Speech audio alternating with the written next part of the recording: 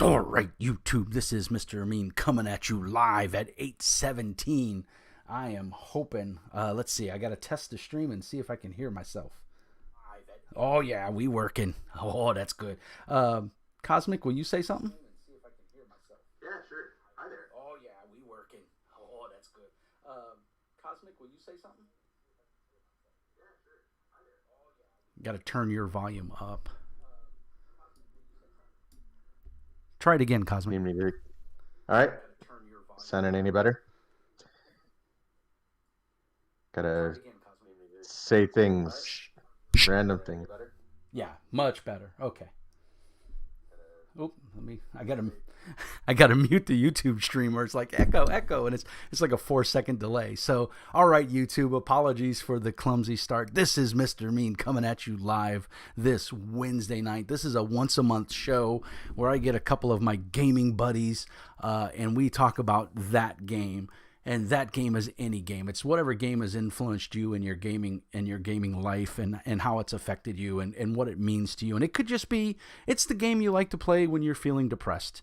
Hopefully Nasser is going to join us here real quick, and we'll have 3, or it's going to be a really short show. There he is. We see you, buddy. Camera is on. All right. So, and joining me, and so... this is about an hour to 2 hour long show. We just talk about, we each going to take a show. I typically go last because I'm a glory hound and I like to talk. So we're gonna start off with Cosmic. Why don't you introduce yourself, sir, and tell everybody where they can find you and all that fun stuff. All right. I am Cosmic. Go by Cosmic Flux. I not really anywhere. I just sort of hang out on Discord. Do gaming stuff. Very active member of the channel, so we appreciate him. Played in a couple of my games. He's a glutton for punishment. Yeah, so if you want to chat with me, join Mr. Mean's Discord. There you'll find me there. Links down in the doobly-doo. All righty. Mr. Nasser Super Beast. Tell us who you are and where you're at and what you do. Hi, I'm Nasser. I am from Bahrain, and I am a member of the Gulf role-playing community and also a member of the Mr. Mean Horde or Army, whatever you like calling it. Whatever flavor we're going with, we haven't even decided yet. It changes weekly, man. It changes. Who knows with this chaos? And you're with the GRC. What does that an acronym stand for? It's the Gulf role-playing community is like a community here in the Gulf region, the Middle East. It's basically a group of expats and locals decided, let's start a tabletop RPG community. And I think that happened about 10 or 8 years ago. And so it just blooms. Like it has about 1,000 members. Awesome. All right. So... and like I said, for those that are watching this later, it'll be posted up on YouTube later on. But those that are live, and thank you for watching. Thumbs if you liked it, subs if you loved it, and you can. I'm going to be streaming on Twitch here pretty soon. I'm just getting all my shit together, and then I'm running a weekly Pathfinder game, and I will be streaming that on Twitch. And then I think I might be running some other games, and I'm going to stream those to Twitch. Mostly one-shots. I have a very busy work life and family life, so I don't get to stream as much as I would like. So I think what I'm going to do is I'm going to drop my table down here and get comfy. As you can see, I already let my hair down. So. Right. I just let my hair go. Well... Think of how much money you save on shampoo. Oh, exactly. Yeah. That's why I let the beard grow, and I don't have to shave. Shaving cream, bah. All righty. So, looks like we got a couple people in the chat. Make sure you pop in and say hello if you can. That's super awesome. I do have the chat window up. Chupa's in the chat. Chupa, thanks for listening in, buddy. So what we do on this monthly show, and I'm going to kick it back off, we did a couple episodes last year in 2020, and then, of course, COVID hit and put a big damper on everything. And so I wanted to pick it back up. I had plans of kicking back off in January or February, but unfortunately, life got in the way, and it is what it is, right? We make do with what we can do, and we do what we can do. So I am doing what I can do. And so it's a once a month show. Every once a month on Wednesdays, I'll usually try to post it and or promote it as best I can.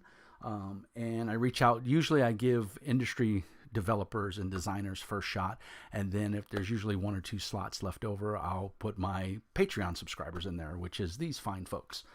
So Patreon does have some perks, not much, and it's only $5 a month. So all the links will be down in the doobly-doo. So to kick this off, I think since Nasser, this is the first time you've been on, right?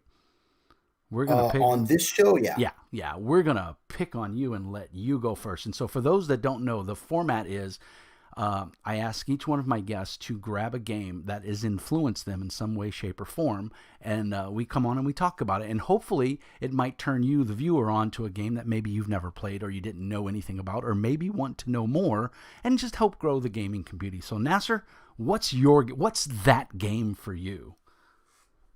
Astonishing Swordsmen and Sorcerers of Hyperborea. Nice. Now, who makes it? Give us the rundown. Where can we buy it? All that fun stuff. It's made by Northwind Adventures. It's written by Jeffrey Talanian, probably the last collaborator of Gary Gygax. Oh, very He's cool. worked. Yeah. He started, I think, writing with, if I'm not mistaken, with Gary Gygax. And I think what better person to start writing games with? Right? I mean, I'm not ignoring Yeah. you guys. I'm just answering a question in chat. Solo RPG guy is here as well. So thank you for popping in. And Chupa, of course. So go ahead, Nasser. Yeah, so what I love about this game is like it really is for me the ultimate sword and sorcery and weird fantasy RPG. I feel like it has all the tropes that like we want. Like for example, if I was to talk about the Conan RPG, which is from Modiphius, right? That's a great RPG, but I still feel when it comes to the sword and sorcery genre that it's lacking when I compare it to Astonishing Swords and Sorcerers of Hyperborea. I feel it's like as if this game does it better than the official game. Well, that's just fine. if I were I to- mean, it's that Yeah. game for you, right? Yeah. Nothing And wrong what I with love that. about what I love about it as well, it uses THACO. Of course, it's like a mixture of BX and advanced D&D. Okay. Now, when That you kind throw of those game. terms out, make sure you explain them Yeah. because we might have some young viewers who don't know what a THACO is. THACO is to hit armor class, if I'm mistaken. If I'm To not hit mistaken. armor class 0. Yeah. All right. And it mixes both of those things. What I like about it is the art is inspirational. If it's kind of very similar to DCC when it comes to like the whole book is just a full art book, just like how DCC is. And it's really well written and very easy to understand. I think that a lot of people who make RPGs should pick up this book and just look at how this guy has written his book and just use that as an inspiration when they write their RPGs. Now, moving away from mechanics and how the game works, the layout is perfect for me. I think it's a perfect RPG. But where the game shines the most is the lore of this world. It's like Edgar Rice Burroughs and Robert E. Howard, H.P. Lovecraft, and everybody from that pulp era got together and decided, you know what? Let's write the ultimate sword and sorcery setting, and that's what makes it unique. They're so nice that you get meaty information from the setting, but at the same time, it doesn't it doesn't constrain you like the current settings that I see. Every time I buy a setting, I'm like, oh man, this is going to. It's not open enough for me. You know what I mean? Can't do this. Yeah, I feel my character should be able to do. Yeah, What the way he's done it, he's kept it open for the game master to pick up the setting and say, I want to make this world mine. That's cool. And I love that about his writing. Every time I read this book, or like I want to get inspired, I just open up the book and I just read it. I was like, okay, I can do stuff here. I can do stuff here. And I love the Lovecraft element that's missing from the Conan game. He really does it really well here. Yeah, And that's what I'm going to say I Modiphius's Conan hits it for me. I've never played Astonishing Tales of Hyperborea. I don't even own a copy of it, so I I can't. I own can't. both games. Yeah. Obviously, I own everything Modiphius does because I love them. I think they're great games. But yeah, that has definitely been one that's been on my list to get. Everyone keeps telling me I need to pick it up. That it's the game for me.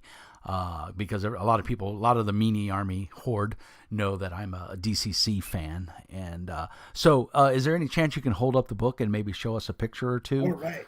I know Here it's a you go. tome. I mean, it's up there with DC. Yeah, Look at that it cover. is a thick tome, guys. For those of Nice. you that watch, take a look at it. Nice. It's That's a beautiful beautiful. book. It comes with two ribbons. It's stitched by very beautiful binding, and just a simple. If you want to look at his, he does like look at this is some of the The art ape. that you could find in the Yeah, book. it's nice. The color plate right there looks good too. Yeah, The he likes his. I think from the author likes to collect comics, so you'll see a little bit of comic influence Oh yeah, definitely. from Sparta. the book itself. I know Like these Chupa are says every different time he goes to characters. buy it, it's out of stock. He can never find a copy. Yeah, it's. I've spoken to him about it not being available, and he said I think it should be available like I think in a few months.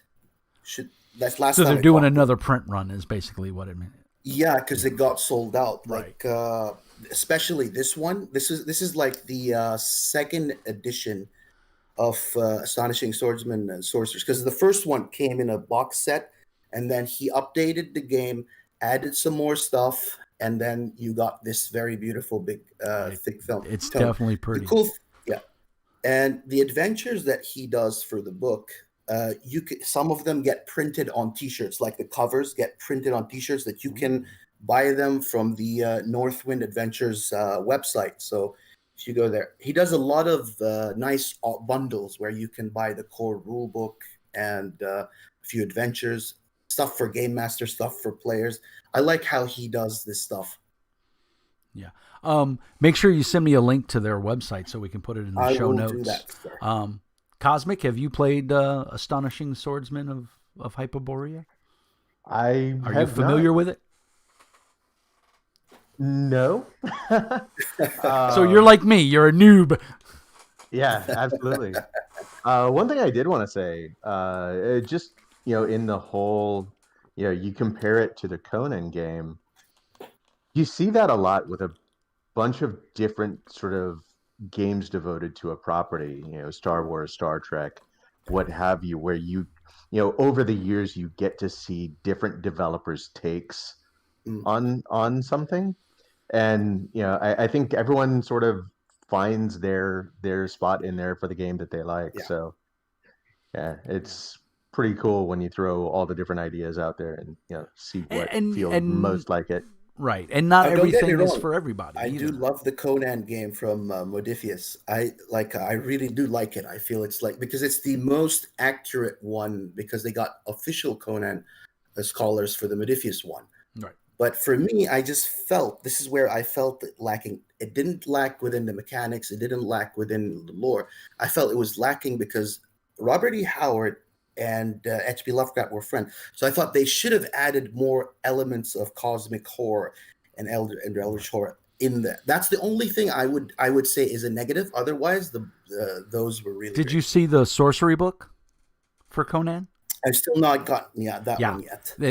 Get that, and all your quenchings for cosmic horror and tentacles, and orifices will be filled in a bad way. Yeah, that book does it for you.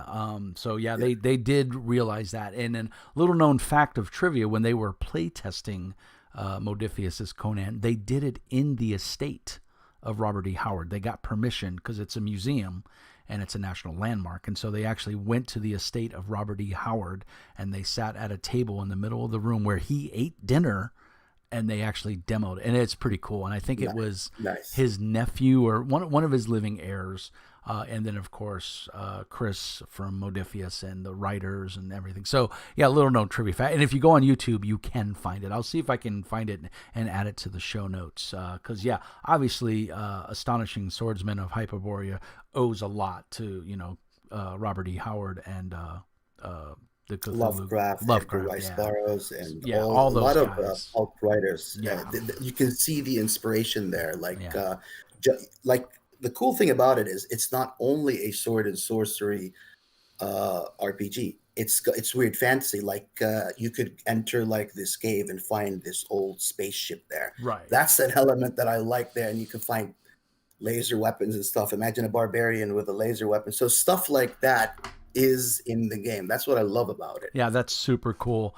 And there's a lot of games that have taken that route, right? DCC, has taken that route. Lankmar, there's tons of them. It's too many to even list. There's even elements of that in D&D. Yeah, exactly. Yeah. In Pathfinder too, there's robots and everything in Pathfinder. So and androids. And everybody's got their own take on it. Right. And there's nothing wrong with that. I think there's a little room for everybody to do what they want to do. And if you like it, that's all that matters. It harkens back to what I said in the player and the GM videos about if everyone at your table is having fun, you're doing it right. So that's really the bottom line. So Nasser, when did you find this game? How long have you been a fan? Well, I was pointed towards this game by a common friend of ours, a gentleman by the name of Questwise. Yeah. I helped him start his YouTube channel. Yeah. I'm still trying to figure out how that little bastard got more subs than I do. Well, I know why. He got in with the guys over at I can't think of the gaming company, but they did the RPG that you sent me, the fantasy one that you sent me. Oh, you mean Bloat Games? Bloat Games, yeah. He's buddy with Eric or Aaron, I think it is, from Bloat Games, and that's how his channel. Eric Bloat. Yeah. Eric Bloat. Yeah. Very nice. Super guy. Nice guy. Yeah. That's why he's really one of the nice coolest guys out there. Yeah. He pointed me towards this game, and because me and him share the same we both like sword and sorcery and weird fantasy. So I picked it up, and I was like really inspired when I read the book. I really loved the part where he's written about it, because he goes into the weather, the sun of this world. It's a really cool world. It's in depth. If you're not, to pick stuff cool. out, even if you don't want to run it, just pick stuff out and you drop it in your game. And you can use it in any other. I mean, Yeah. Like I said in the GM video, you don't need to build a world. It's already done for you. Just pick one. You don't have to reinvent the wheel to make it go round. You just need to be aware there's a wheel. So cool. All right. Well, that's very neat. And you'll put a link in the chat there so that we can add it to the show notes when it goes live on YouTube, on the YouTubes. For everyone watching along, thank you so much. Chupa says that Drive-Thru RPG has the PDF, but he's a fan of the printed book. I'm with Chupa. I have an affiliate link for those that don't know with Drive-Thru RPG. So when you buy something from my affiliate link, I get a tiny little kickback. It is literally pennies on the dollar, but hey, every penny helps, right? And thanks to like Nasser and even Cosmic and other people in the Discord, I've found games that I would have never known about. So it's pretty cool. Drive-Thru is a good resource for that. But Mr. Cosmic, yes, what is that game? I just love saying it. It's like a bad game show, Yeah. I probably should have switched off push to talk because this gets awkward here. But I'm gonna hit you. I'm gonna reach through the YouTubes and I'm gonna punch you in the throat. But I specifically did grab that's the the third original, edition. isn't it? Or no, third edition. It's the third edition. Yeah. But I did pull out my first edition copy. Nice. And excellent. It's really, it's really the I've been playing a lot of Shadowrun over the last year and a half. Primarily at the start, it was like the only game I could find. Right. Um, We talked about that. yeah. I've been playing fifth edition, played a little bit of sixth edition, all the stuff that FanPro did, all the stuff that Catalyst Games Labs, who produces the game now, did. Not really a huge fan of what they've done with the game. I think they've changed some things for the better, and there may be a nostalgia factor for starting out Shadowrun when I was in college, continuing to play second edition when it came out, after college, and then third edition. Never played much of fourth edition. Played probably too much fifth edition. But for me, it's the setting. It's the blending of the near future cyberpunk with some dark elements of sort of the cyberpunk, getting into sort of the urban fantasy, especially as you bring in like the elves and trolls and everything, magic. Just the way they set up the world is something that I've always just it's amused me. I've enjoyed the world. I spent far too much time Living in it. Living in it. Yeah. Definitely had some really good times playing it with friends in college, friends after college. Actually just started running a game for some friends that I've played in Shadowrun missions online with, and trying to, because one of the biggest issues I have with the current edition is saying it's really crunchy is Shadowrun's always been very crunchy. Right. It's what it's known for. Right. I've my desire for crunch has definitely softened over the years.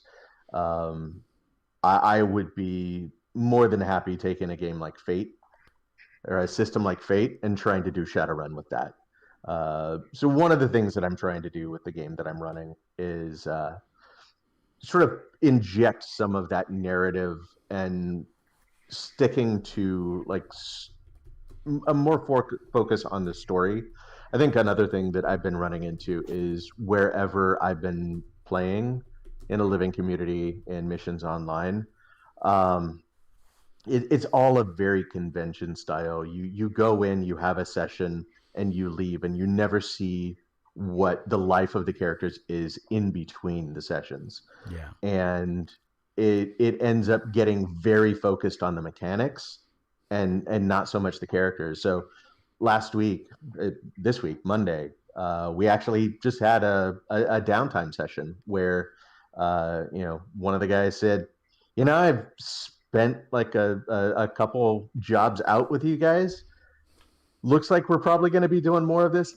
I want to know a little bit more about you. So they all went to a bar, just hung out, drank, chatted, and nothing wrong with that, man. Nothing wrong with that. Some of the best sessions I've ever ran, we never even chucked one die. It was all just role playing. And that's what's nice. That's the great thing about this hobby is you can get everybody together and you can just tell a collaborative story. And it's the fondness that for me. One of the things I've noticed over the years, and a lot of people have mentioned it, is you don't go, oh, remember when my character did X. It's, oh, you remember when Jones, when I did that, and the other players like, oh yeah, that was so cool, and so there's that vested interest, and that's something you can't get from a lot of convention games. It's just it's hard to do because you have, typically you have 2 to 4 hours to run a game. You've got to teach the mechanics 9 out of 10 times. You've got to set the setting, and then you've got to dive right in, which is where your adventure path games come in, and your D&D. I forgot what D&D calls theirs, but they're pre-canned Adventures League. Adventures League. Yeah, thank you, Nasser. And yeah, so and those things are good because it gives you a little bit of continuity. Again, like you said, Cosmic, you're still focusing on the mechanics, and you go from one adventure to the next, and you pretty much level up right then and there, right? 9 out of 10 times, and so you don't really learn anything about the character or the other characters, And if your character dies, the GM goes here and gives you another character, right? A cookie cutter, Right. Yeah. and so. But I mean, it's better than nothing, and I take it as an exercise in deeming whether or not I want to invest more in this game. So that's kind of the takeaway that I get. And I bag on Shadowrun a lot. You know it because you're in my Discord quite a bit. But I do love the Shadowrun world. I've read all of the fiction. I have several versions of the rulebook, including the first edition. I have several of the box sets, the player box sets and stuff, because they were so well done. Either Catalyst or Fan Pro or what was the one before Fan Pro? The original FASA. FASA. FASA. Yeah. The original publishers. I even went so far as, I don't know if you're old. I think you're old enough. I had the 12 to 24 centimeter miniatures that came on a base with a bunch of little tiny dice in them, and it was a 3D combat game, and it was a sprawl. I think it was called the Sprawl, and it was the miniatures, like they had the dwarf and the troll and everything. They were action figures, they were dolls for grown ass men, right? And I loved them. So, but unfortunately, it was at a time I didn't have a lot of money to fork out for them. But I had the dwarf, and I think I had the human mage or something like that. They were super cool, little teeny tiny dice, and the dice fit in the base along with a tape measure. And then you could they were fully posable. They had different guns and loadouts and a character sheet, and you could use. Oh, it was a blast, man. We played that for hours when we could. So yeah, Shadowrun is obviously it's up there with D&D. It's been around for 30 years. Shadowrun is it's a staple. And there's games like Dark Matter and Low Fantasy. Those games all pay homage to Shadowrun as well as Cyberpunk. And absolutely. I hate to say this, but I have the PDF of Cyberpunk, and I don't like it. They stripped everything out of it that was Cyberpunk to me. You don't have an FNFAL 99. Now you have a semi-automatic weapon. It has no character, right? And you could put mods on it, and the mods are generic. There's I can't get a smart gun link, that goes to my cyber optics. I can just get a +2 bonus. And I think their intent was to say is, yes, you can, call it a cyber optic link or whatever you want, but it just, not seeing it in print, I think hurt. And while it's a beautiful book, and, will I pick it up eventually? I will when I see it on sale somewhere. But I mean, same thing with Shadowrun. I think I have first, third, because third was like the big redo that they did, and it did make the mechanics a little bit better, but it also made it harder. And then I have 5th and 6th edition, and I have the 20th anniversary edition, which was a separate book for whatever reason. So you got a question, Nasser, or a statement? Yeah, I wanted to say that about Shadowrun. GRC has a very beautiful history with Shadowrun in particular as a game. It was before the formation of the GRC. There was a Comic-Con in Dubai, and the gentleman, if you remember, that you ran in your Simba Room game, president of the GRC, was running a Shadowrun game in that Comic-Con. That was before the formation of the GRC. And it was Andy Staples and another gentleman who were heard that, hey, there's this guy, because they were looking for RPG players and they couldn't find them. Right. And so they were passing, the other gentleman was passing by. He calls Andy Staples and says, there's a guy here running Shadowrun. He's running 13 players. He's like, really? Get this guy's number. And that's when the whole wheel started. So Shadowrun has has something to do with the GRC history. It's awesome. The meat and potatoes of the GRC. Yeah. That's awesome. That's really cool to hear. Yeah. So, yeah, I will say, up until recently with Shadowrun, I hadn't looked anywhere else. I picked up a copy of Cyberpunk 2020, got the PDF of Red. I've got 2 different versions of Interface Zero. Got the one for Savage Worlds Interface 03. Actually, recent purchase over there is the Fate version of Interface 02. And 3.0 is So, just about to come out. Yeah. Yeah, I backed that on Kickstarter. Yeah, definitely looking forward to when Low Life 2090 actually is available to purchase. I missed the Kickstarter for it, but I mean, playing in the games I played, yeah, it's pretty awesome. I'm really very happy with the mechanics and the way I can't wait to get the new 2.0 PDF to the table for you guys. Maybe we'll try to rope Nasser in as well, since we lost a player. But yeah, it's super cool. And I just think Shadowrun has been so influential. And if nobody hasn't read the novels by Robert N. Charret, you need to go out. Never Deal with a Dragon, Never Trust an Elf, and I forgot the third one. Find Your Own Truth. Is it? Yeah, I think it is. The most iconic Shadowrun novels, in my opinion, ever out there. Absolutely. And Robert passed away a couple of years ago. So if you can find those books, I highly recommend you pick them up. They're a really, if you want a good fantasy, sci-fi, cyber elves and dwarves and magic and submachine guns and hacking and corporate espionage, and those three books will fill your gullet with joy is all I can say. Yeah.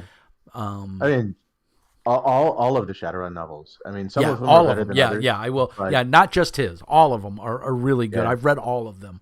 I don't. Are they still producing fiction? A little bit. I know they put some out. It was like 6 different novellas that they then Right. put into full thing. It looks like Amazon likes to recommend things based on things I bought, and I think I've seen some Shadowrun novels that look more recent. Okay, that's a good thing. I should go check those out. Yeah, I don't know how much they're producing or how often, but I know that there's a lot of them available. I think for Kindle through Amazon. I think I've also seen them available on drive-through. Yeah. So drive-through fiction. I always forget about that. Yeah. No. It's a staple of. I mean, and I know a lot of people have cut their teeth on Shadowrun and then gone on to play other games. And you yourself were saying that there's pretty much a very active play-by-post game and stuff that you're in and that you deal with, right? Or is it an actual play? I wasn't sure if it was a play-by-post. Well, I was in an actual play, but the GM had been doing like nothing but Shadowrun, so he kind of got burnt out on that. Yeah. So, I haven't done play-by-post Shadowrun, but it's not my cup of tea. For me, what about you, Nasser? Can you do the play-by-post? Do you know what we're talking about? No,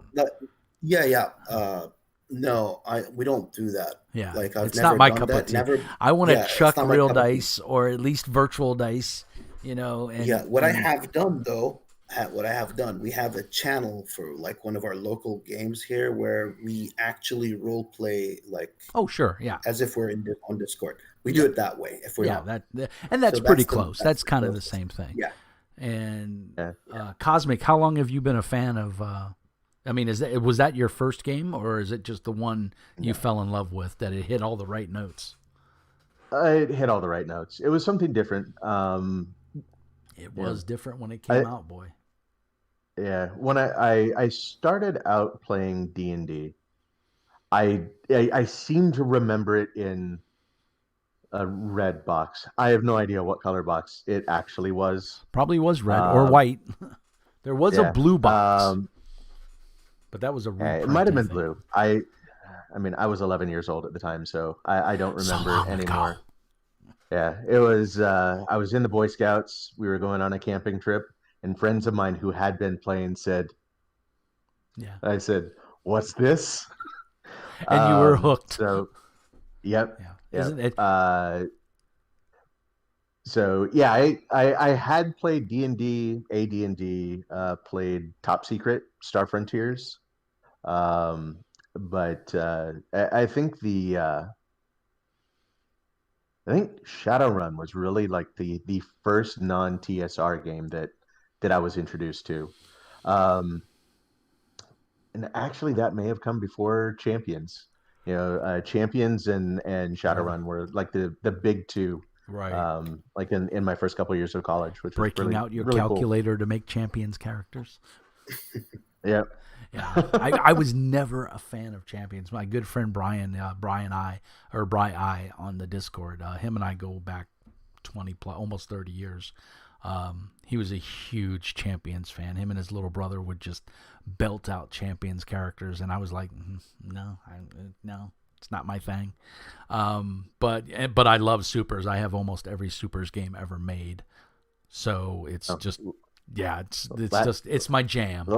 It's my jam. Last time I did this, it was Mutants and Masterminds. That's right, another classic game.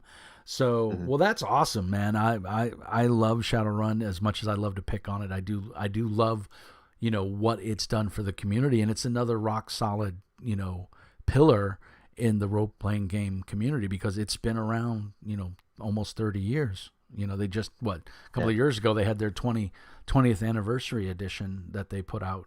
I think it might even be on the shelf back there. But yeah, so all right, so we go from raging, bulging muscle, testosterone infused swordsman of Hyperborea to troll and elf deckers and dragons slinging magic and dancing the digital highways. And then I'm going to pause 1 second. My kid is screaming. You guys talk amongst yourselves. All right. So, Shadowrun is just one of those games that are like a household name. Like, that's it. Like in the history of tabletop RPGs, it's always going to be there with the top. Yeah. And it's very unique. Like, even today, like you'll see a lot of people come up with games in Kickstarter, but you can never be Shadowrun. Shadowrun is Shadowrun because I've not played it, but I've read. Like when I look at it, I was like, and there was video games on it as well. It's a unique franchise. It's absolutely. And sort of taking those two separate genres, the swords and sorcery fantasy and cyberpunk, and putting those together. I mean. Yeah, I think closest to that is maybe Star Wars without the cyberpunk. I don't know who argued. I think I think it was Guy Slanders who said, "No, Star Wars isn't sci-fi; it's fantasy." Yeah, he did. Right. He did. Well, technically it is. You got knights, you got the bad guys, you got monsters, right? Have you guys backed his last Kickstarter? He had where he made the little RPG. game, that small little game he made. Yeah, no, I didn't back it. I saw it. I thought it was cool. He's running Talislanta right now, which I'm very interested in once it hits hardback. It's by Ulysses or Pegasus Spiel, which is another German company that is creating it, and it's if you haven't watched any of the live plays, I recommend you go do on Guy's channel because it appears it's going to be a real. I like the mechanic, I like the world setting they've done. I think it's got a bright future. He also did a really awesome live play of The Dark Eye, where he did a campaign setting and everything. If you haven't watched that, anybody who follows my channel knows I'm gaga over The Dark Eye. In fact, now that Foundry has a working Dark Eye framework, I will be running it soon. So let's bring it all the way home to Mr. Means. This is going to be a shocker because, man, I talk so much shit about this set of mechanics. But, yes, D&D 5th edition, Midgard. As much as I bash on D&D, I love Kobold Press's setting. If I was to run a 5th edition campaign, this is the setting that I would use. In fact, I have run. We started our Pathfinder game as a D&D game, and we were running Midgard, but then all my players kind of fell apart, and we kind of transitioned new players, and I had just got finished doing the playtest for 2nd edition Pathfinder, and I really liked it a lot. And the physical book had came out, so I bought it, and I literally stayed up all night. I think I stayed up till like 4 a.m. reading. I fell asleep like twice reading the book, and I was like, oh, this is so good, and I love all the changes they made and everything. So, but you want to talk about just, I mean, again, a tome, chunky book. Let's see how many pages here. 461 pages of Greek and Egyptian, Norse. I'm sorry, Norse and Egyptian mythology combined in a fantasy setting. Probably one of the best settings out there I've ever seen. This book right here is worth $49.99. It's worth every penny you will pay if you're into either one of those genres or either one of those mythologies. And then they have a player's guide, which is also really well done. And then I just got Empire of the Ghouls. Now, I don't plan on running it, but I've read so many good things about it that I wanted to read it myself. And it has a lot of NPCs that I can use for like Pathfinder and things like that. So definitely, my go-to game, if I'm going to run 5th edition, I'm going to run Midgard. So let's see. I'm trying to see if they've got a first printing was March 2018. I believe this was crowdfunded too. I believe it was a Kickstarter, and it just gained really good popularity. But the guys over at Kobold Press, they do amazing work. In fact, you can see on my shelf there, if you can see it good enough, there's both the 1st edition and 2nd edition of Warlock, which the Warlock Grimoire is their it's their Patreon rewards that you get every month at a certain tier, and it's just little articles, 5, 6, 7 page articles on different things in the world of Midgard and around, surrounding 5th edition. And what they do is every year they compile the compendium and put it into a little digest-sized hardback book. So worth every penny. If that's your jam, if you're in, and I'm not a 5th edition guy. I really don't particularly care for the mechanics, but that world setting for Midgard is so awesome and so well done and integrates with the 5th edition mechanics so seamlessly that I don't mind running 5th edition using that world, and I'm just so vested in it and so interested in it, that it's awesome. So that is that game, and it influences me because it's so well written and it's so versatile. You can take stuff out of there and you can use it in any game because the city settings and the trappings of the city and the environment aren't game specific. You can use them in low fantasy gaming. You could use them in Shadowrun. If you wanted to set up a virtual session where you run the Matrix, and boom, it could be that setting, So yeah, it's really well written, and Kobold Press they knock it out of the park every time. So that's my that game. Let's see what solo RPG. I forgot which RPG I was reading, but it said all RPGs are superhero games reskinned. No matter the game, your PCs are just more heroic than the rest. I would agree with that, Solo. I would totally agree with that. What do you think, Cosmic? You agree with that? I think so.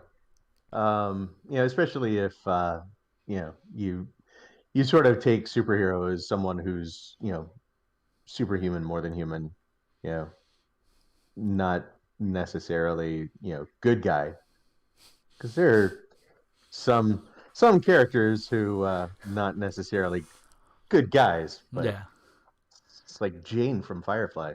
Right, exactly. A town called Jane. Yep.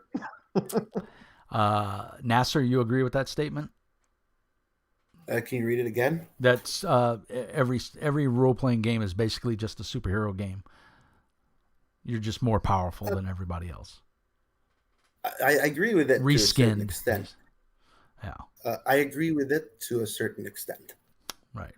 As the old saying goes, opinions are like assholes. We all got one. And yeah, I agree with both of you, because I can see, being a huge superhero fan, I can see, Conan, he's a superhero, man. He can do things nobody else can do. So, and I look at it this way: to my 4-year-old, I'm Superman, right? Because I can reach stuff on the top shelf, right? I can change the channel on the TV. You know what I mean? To him, that's pure magic, right? So, you know, the old saying about technology, it's, you know, if technology is advanced enough to the layman, it seems like magic, right? So, you know. Yep. I mean, which is the whole basis for the cipher system, right? You know, civilizations built upon civilizations that have, you know, long gone. So, wow. So that's quite the gamut of games there. I mean, we go from, you know, barbarians to, you know, Shadowrun, you know, running in the mean streets of Seattle Sprawl, to ancient, you know, Egyptian and Norse mythology. So that's why I like doing this show. I like to get everybody's different take on what games that sparked them, you know. And no two gamers are the same, you know. I mean, Brian and I both have large collections of games, but our collections are vastly different. Nasser has a whole bunch of games. Cosmic, you have a whole bunch of games, but I mean, we may have a couple of games in common, but you're definitely going to have some gems in there that I wouldn't have in mine, and vice versa. So it's very subjective, but unlike music, the analogy I like to make is rap music, right? I personally don't like rap. I'm almost 54 years old. I come from a genre that there was no rap. So to me, it's not a viable music source. But to someone younger, it's the latest and greatest thing, right? But you put a country and western guy at a rap concert, and you're probably going to get a fight, or vice versa, you know, or a classical music concerto, you know, you're probably going to get some hurt feelings, and, you know, but you can take any type of role-playing game and put those people, you can take 6 guys or gals that all play 6 different RPGs and put them in a room, spend 20 minutes giving them the base discussion of the basic rules, and they'll all tell, a pretty cool story. You know, I think it is one of the few hobbies, if not the only hobby, where it doesn't matter what or who or how you are. You know, I played with a guy that has multiple sclerosis. I mean, he's wheelchair bound, you know, and every year he used to come to the conventions when I would run games just to play in my games, you know, because he was like, it gave him joy. And he was an awesome role player, you know, and, and my son at the time was a young teenager. My son would roll the dice for him because, you know, his hands would shake so bad he couldn't roll the dice. So my son would roll the dice for him. And, you know, he thought that was amazing. And I'm like, no, you're amazing. Because, you know, you're in a wheelchair. You can barely talk and you're in pain. And you want to come hang out with me? You're the freaking hero, not me. You are. And so I think that's really cool. It doesn't matter. The diversity that's in gaming transcends everything. I've got, you know, bis, lesbians, transgender. I've had everything at my gaming table. And it's never mattered. Not once has anyone went, oh, I'm not going to play with him. You know, I've never once had someone come up and say, you know, you're a really good GM, but, you know, your hair is long like a girl, so I can't play with you. That's never happened, you know, never. Nasser, you know, you're of Middle Eastern descent. You're obviously a terrorist. I can't play with you. Never happened, right? I mean, unless you wear the wife beater T-shirt, then I can't play with you, you know. Yeah, I have to agree with you. Tabletop RPGs are it's like that safe haven you go to forget about the real world after doing having a long job. Just come back, and I don't want to remember anything about the bills, about the electricity bill, about the taxes. I just want to go into this magical world with a group of people and tell a very beautiful story and see where we go from there. And hopefully that the GM of that game is Mr. Mean. Well, thank you, sir. I ran the low fantasy gaming for Cosmic and Angel Citadel and a couple other people, and I gotta say, man, that was a magical night. That first introductory scenario with the twist, you know, and Steve Grand even sent me a message. He was like, "Man, that was brutal. Like, I love it." He goes, "I'm stealing that idea." I was like, and that's a compliment, you know, when the designer of the game says, "Wow." that was fun, then you're doing it right. And so we had a lot of fun. And I know Cosmic was playing basically a face, and he didn't get a whole heck of a lot to do. Gossamer. But I'm telling you, man, I like the character, and I still want to see where you go with him. I really do. And I definitely planned to put more into it for you next session. So don't worry, you'll have stuff to do. I still say I made a mistake in dumping my strength instead of my intelligence, because if I'd done that, I could lean so hard into the Zoolander stuff. It would be awesome. Well, you know what? I am not opposed to you rearranging your stats if that's what you want to do. I mean, because it's a demo game. We want to show people what the game can do, right? So, my biggest argument that I always say is, if you're sitting around that table and you're not having fun, then we're doing it wrong. And it's my job as the game moderator to notice that and to make corrections. So if you want to rearrange the stats for your guy to make him Zoolander, then go right ahead. I will definitely make sure that you have stuff to do either way. Like Nasser said, you let your hair down or your beard, and you don't have to worry about anything. And it doesn't matter if the guy next to you is purple hair or whatever, or that guy next to you is wearing a turban. It doesn't matter. You're all there to chuck dice and tell a fun story. And that's, I found Nasser by accident, man. He's like my brother from another mother. He just hit me up. How did I find you? How did you find me? You watched one of my videos. I watched one of your videos, and you have to thank the Dark Eye for that. It always goes back to the Dark Eye. It always does, right? Yeah, that's the greatest game. It is one of my all-time favorite games. It's one of those games that never get enough love. The Dark Eye, it just never gets. Well, it does in Europe. It just doesn't over here. Have you seen it played over there in Bahrain or Dubai or? I have. I'm probably the only guy that owns it in my country, and so probably I'm the only guy who's going to be running it. Yeah. I'm the guy who introduced D&D 5e in my country. Right. So and let's face it, in your country, role-playing games are not popular. It's more video games and Japanese animation over here. But it's picking up steam, right? It is because here's the thing. Thanks to stuff like Stranger Things and other shows that have shown that D&D is cool, Critical Role, people have started watching these shows and they're like, yeah, I want to learn how to play D&D. But my thing is, I want to get people into other tabletop RPGs like Dark Eye, even Shadowrun. I think there was one guy who did play Shadowrun, but he was playing it online with people overseas. Yeah. Well, and stuff like that. Yeah, and as much as I bag on Shadowrun and I pick on Cosmic because he's a huge fanboy for Shadowrun, and dude, that's awesome. You stick to your guns. You like what you like. Don't let anybody, obviously. And I don't need to tell you that you're a grown man. But I love the fact that you take it. I pick on you, but I got probably just as much Shadowrun stuff as you do. So, right? And so who am I really picking on, because I have a love-hate relationship with it. D&D. Look, I own everything for Midgard. I have the 5th edition books, right there. That's all the core books. Matt Mercer's book. I still don't have Wildmont because I just haven't had a desire to pick it up. But and I didn't pick up Tasha's because I'm not playing it, so I don't really care. But I have them because that's the collection. There's also Laying Flat. I think my fat head is in the way.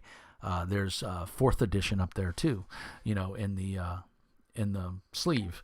So, and I thought 4th edition were beautiful books. I thought the mechanics were absolute garbage, but I loved some of the concepts that they precipiced and put into 5th edition, like layer actions and minions and stuff like that. I love the idea of you get attacked by a swarm of kobolds and they all only have one hit, but they can do everything a kobold can do. They just only have one hit point. and if they get the initiative, well, you're in trouble, dude. They still hit just as hard as everybody else, but they just die. It was the mook. I call it the mook rule. Feng Shui had it. You mow down 100 mooks and then you go fight the big bad guy, and you don't even get a scratch, until you fight the bad guy. Right. That's the cool thing. Sorry, go ahead. I was just gonna say that one of the cool things about fourth edition, I've listened to a lot of Matt Colville's running the game videos, and he said, I mean, no one really likes that, but I just went in and just took skill challenges and I use them in fifth edition. He does. So and he it just uses them brilliantly. Just finding the things that work for you and your game and your group, and just pull it in from somewhere else and just use it. Make it work. So many ideas out there. Yeah. Well, and I think you needed. Sorry. Go ahead, Nasser. Go ahead. I think you needed fourth edition to get design-wise to get to fifth edition. Yeah, because there's a lot of stuff they brought from that edition to fifth. That's what I wanted to add. Yeah, the biggest problem fourth edition had is it was a miniatures game. You had to play with miniatures because it went with the horde mentality of all these mook monsters and and everything, and then you would get your dailies and your one-time abilities and whatever they call. I don't remember what they called them all, but it was made to wade through this gluttony of opposition and then get to the big baddie. And I mean, they did it well. The books are beautifully produced. I frequently go and open them up and just flip through them because they are gorgeous books. It's WotC. They're not going to put out a bad book, and the fact that people just hate fourth edition is amazing.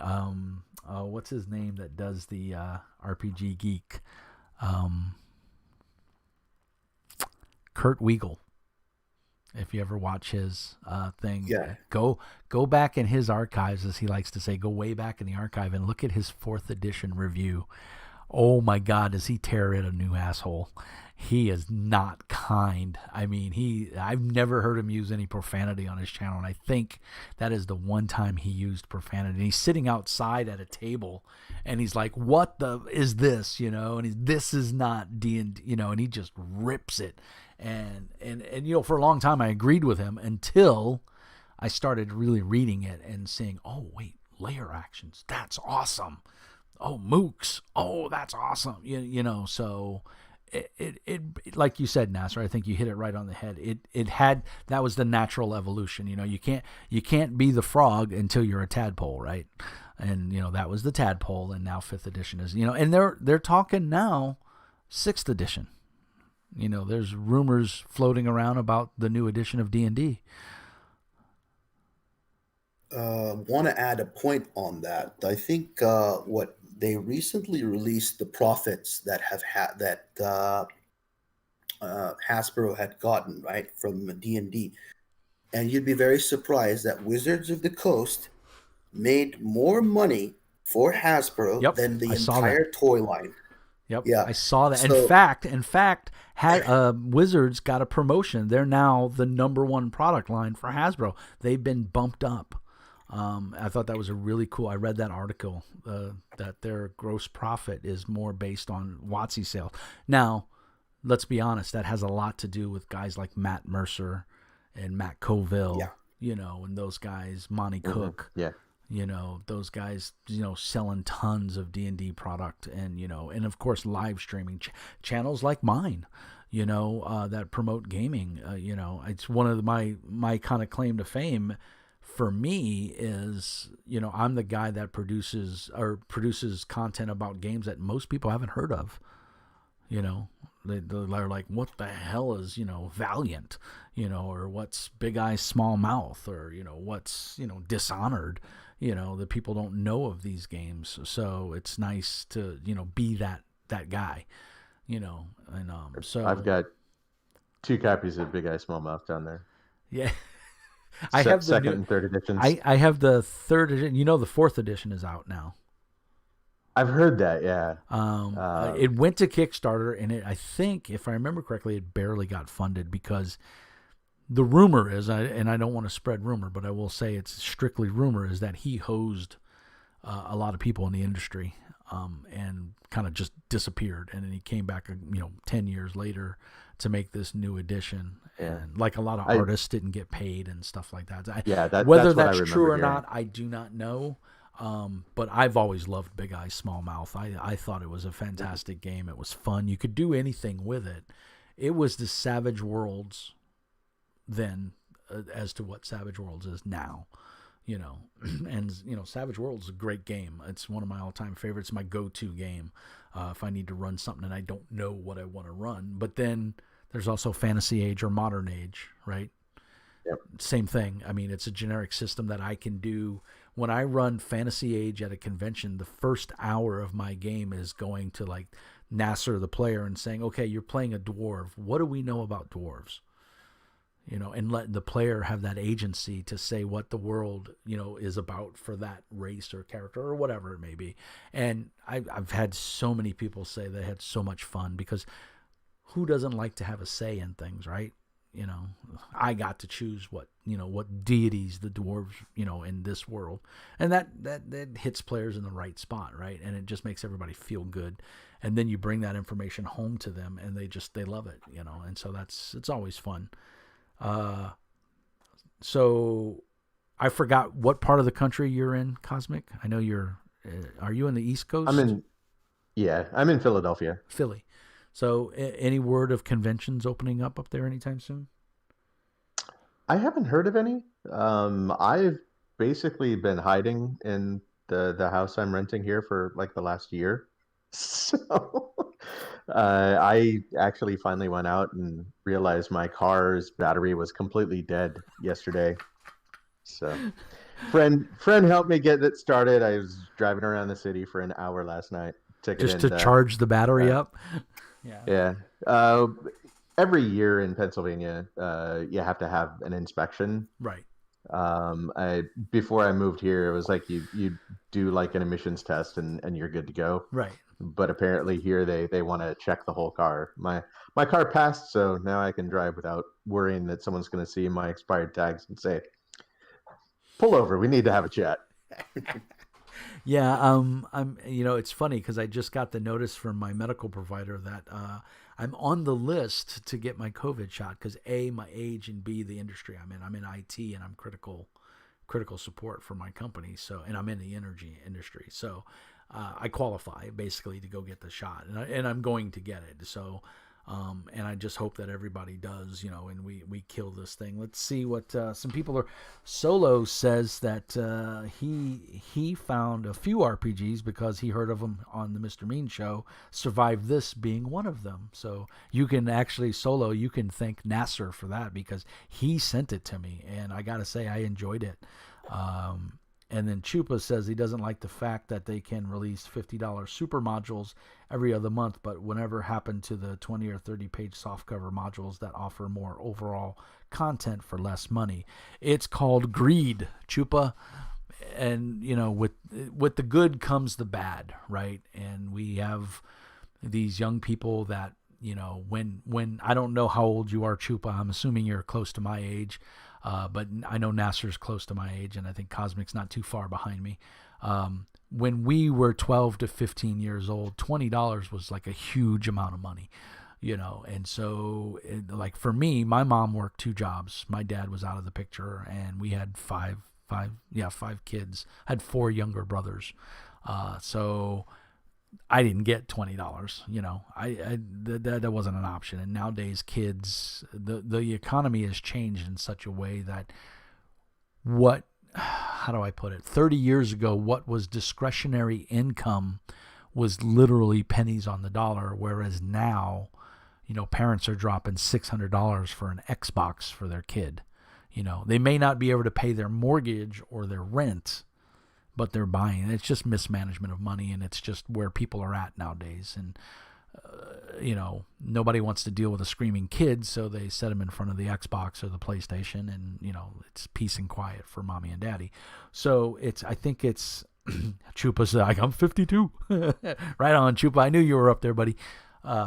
So it's a different perspective, financial perspective. You know, our parents were saving money; they were putting it away so that we could go to college, or in my case, just trying to keep food on the table. You know, I grew up poor.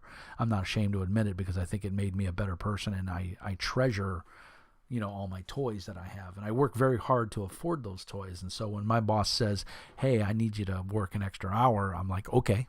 I don't, Jesus Christ, I gotta work. You know, I do it, you know, and that's just my work ethic. And I'm not saying it's good or bad. It's just the way I do business. So I think parents nowadays have a very different idea of how to raise children and money. You know, if I got $20 for a birthday, I was a millionaire. I was running through the neighborhood. Woohoo! I got $20. You know, I was a maniac. I was going to the candy store and I was gorging. You know, but my little brother, he would put that $20 in the bank. You know, and so I hate him. They still haven't found his body, so it's okay. So, you know, but that's I think the difference between, you know, today's youth and the youth of my generation. You know, the boomers. So yeah, I think it's just American greed. I hate to say that. It sounds so negative, but it is. Why make 3 or 4 $20 books that in the long run will cost me more to produce, right? I got to pay for shelving space. I got to pay for production quality. I got to pay designers 3 or 4 times for 3 or 4 different books when I can put one book out at triple the page count, charge more for it, and take up less space. So I make more money. So that is, I think, unfortunately, where our society is at right now. We want more for less. You know, I think you've also got the printing costs and paper costs and right. and all that, because, you know, you're not making as many books like this anymore. No, right? It's all black and white. You know, soft cover, pretty. I mean, it's held up all this time, but right, and it's and that's a testament because yeah. I think if you look on the inside cover, you'll see that was printed in Canada.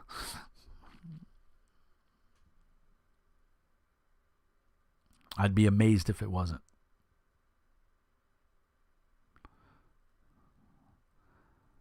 Here somewhere. It's in, yeah. You look for it while we babble on. We outsource so much of our printing now to China, and we just hear horror stories of these mom and pop indie press.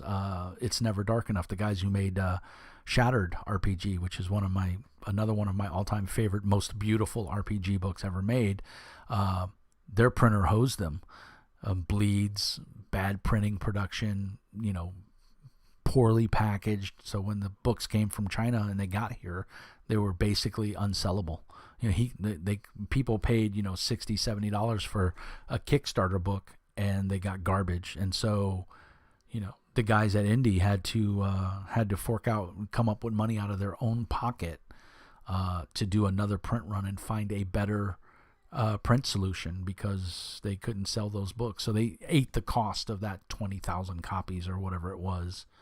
So, yeah, I mean, it's, you know, but a lot of stuff now is going back to Canada, which is good to see because Canada's dropped its cost for production. Yeah. So, well, both the first and the third editions were actually printed in the U.S. Oh, okay, yeah. Back in the 80s, a lot of print production was done here, but a lot of the paper mills, as a matter of fact, because of COVID, we have Versa, which is a huge paper mill here.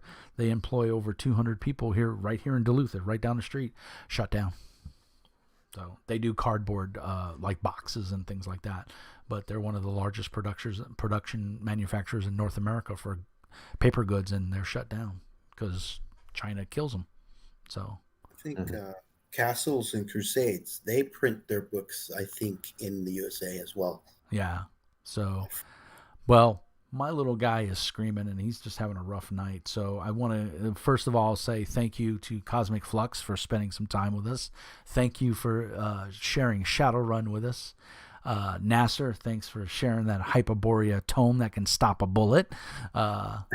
Appreciate it, buddy. Thanks to you guys for being on the show. Thanks to everybody in the chat for watching and commenting. Chupa, Solo RPG Guy, I think that's the only ones that were in the chat. Great time. Thanks all, says Chupa. So I just want to thank you guys so much. And as always, peace and hair grease. And remember, Mr. Mean says, be nice. So thanks, everybody. Have a great night, and we'll talk to you soon. And we'll